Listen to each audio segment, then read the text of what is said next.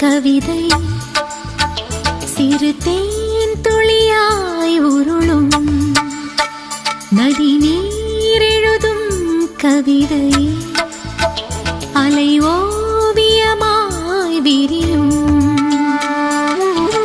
உலகத்தின் மெல்லிய தாள்களின் மேலே இளமையின் கவிதைகள் எழுதிட வேண்டும். அழகிய இதழ் கொண்டு வா. முத்தம் என்பது நாம் காணும் தியானம், அது முடியும் முன்னமே நாம் காண்போம் ஞானம். ஒரு பூவெழுதும் கவிதை சிறு தேன்